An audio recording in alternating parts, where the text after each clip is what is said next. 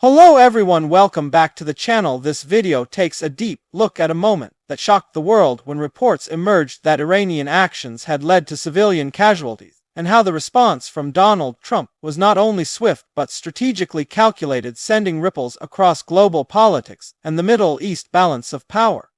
The story begins with breaking reports that spread rapidly across international media claiming that civilians had been hit during a tense regional escalation involving Iran and its adversaries. The images, narratives, and emotional reactions dominated screens, creating immediate pressure on world leaders to respond.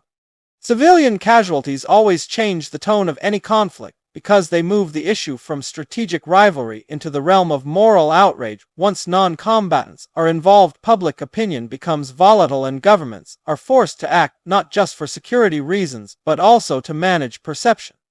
In this case, the reports triggered strong reactions across the Middle East, with protest statements of condemnation and calls for accountability. Many regional actors saw this as another dangerous step in an already unstable environment. Iran, for its part, rejected certain accusations while emphasizing its own security concerns and regional threats. This pattern of denial and counter-accusation has long been part of Middle Eastern geopolitics, where information warfare is as important as military action. As the situation escalated, the spotlight quickly turned toward Washington, and more specifically toward Donald Trump, who at the time had built his foreign policy image around strength, speed, and unpredictability.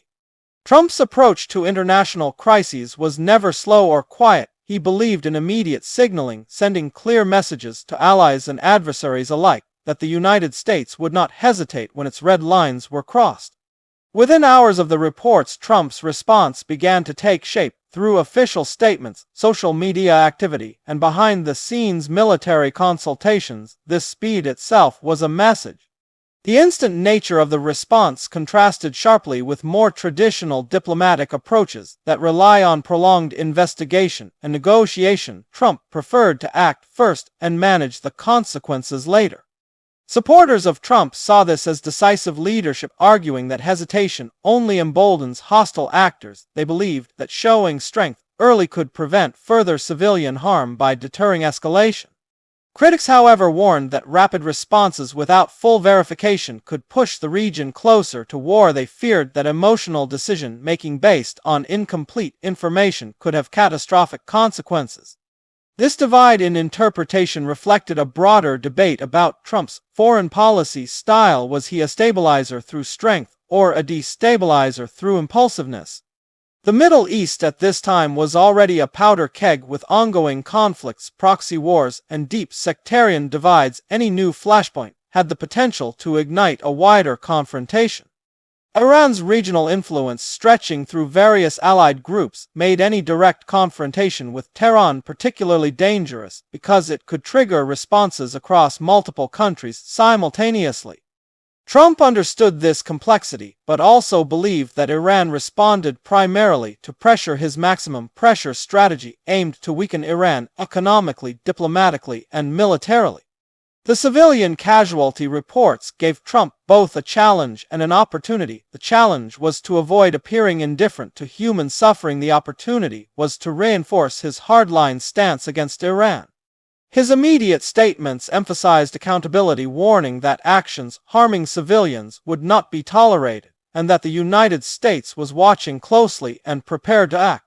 These words were carefully chosen. They were strong enough to signal resolve, but vague enough to keep options open. Ambiguity itself can be a powerful tool in deterrence.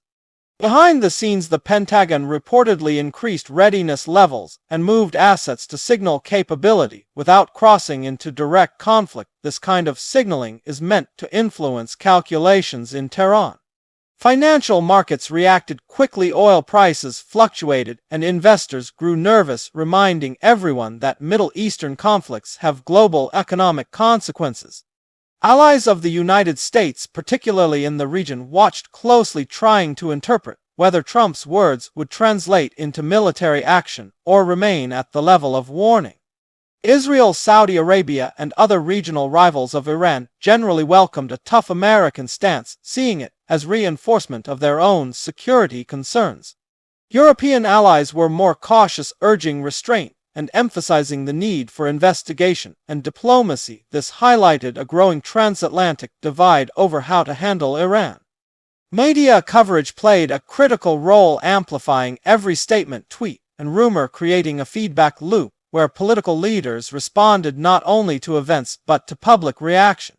Trump's use of social media allowed him to bypass traditional channels and speak directly to millions. This immediacy contributed to the perception of an instant response. For Trump, communication itself was a form of power. By shaping the narrative early, he aimed to control how the incident would be understood globally. Iranian media responded in kind, pushing back against American claims, accusing Washington of hypocrisy and pointing to past civilian casualties caused by U.S. actions in the region. This exchange of accusations demonstrated how modern conflicts are fought simultaneously on physical and informational fronts. As days passed without immediate military strikes, some analysts suggested that Trump's instant response achieved its purpose. Without escalation, it sent a warning without pulling the trigger. Others argued that the lack of follow-through weakened the message, suggesting that Iran might test limits again in the future. The truth likely lies somewhere in between. Deterrence is not a single event, but a continuous process shaped by repeated interactions. Civilian suffering, however, remained at the center of the story. Regardless of strategic calculations, families affected by the violence became symbols used by all sides to justify their positions. Human rights organizations called for independent investigations, emphasizing that accountability should not be politicized or weaponized. This added another layer of pressure on governments to provide evidence and transparency, something that is often difficult in conflict zones. Trump's broader Iran policy context is important here. His administration had withdrawn from the nuclear deal, reimposed sanctions, and framed Iran as a central destabilizing force. The instant response to the civilian casualty reports fit neatly into this narrative, reinforcing the image of Iran as reckless and dangerous. Domestically, Trump's supporters largely approved, seeing the response as consistent with his promise to put America first and confront adversaries head-on.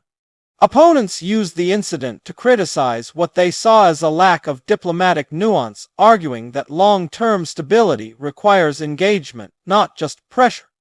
The American public itself was divided, with war weariness shaping reactions. Many were reluctant to see another Middle Eastern conflict escalate. This public mood likely influenced the administration's calculations. Strong rhetoric without immediate war can satisfy calls for action while avoiding backlash. International law experts debated the implications, discussing proportionality, responsibility, and the standards for response when civilians are harmed. Such discussions rarely make headlines, but they shape the frameworks within which states justify their actions. In the weeks that followed, attention shifted to other crises, but the episode left a lasting impression. It demonstrated how quickly events can escalate and how leadership style matters. Trump's instant response became a case study in modern crisis management, combining speed, messaging, and strategic ambiguity. For Iran, the incident reinforced perceptions of American hostility, validating internal narratives that the U.S. seeks confrontation regardless of facts. This mutual distrust makes de-escalation difficult. Each side interprets the other's actions through a lens of suspicion. The broader lesson is that in today's interconnected world, information moves faster than verification. Leaders are pressured to respond before all facts are known. This reality rewards those who can shape narratives quickly, but it also increases the risk of miscalculation. Civilian lives often become part of this strategic chessboard, which raises profound ethical questions about the nature of modern warfare. As viewers, it is important to look beyond headlines and instant reactions to understand the deeper dynamics at play. The incident was not just about one strike or one statement. It was about power perception and the struggle to control regional order. Trump's instant response showed how personality and politics intersect with global security outcomes. Whether one sees it as strength or recklessness depends largely on one's perspective on deterrence and diplomacy. What is undeniable is that moments like these shape history, incrementally influencing future decisions and expectations.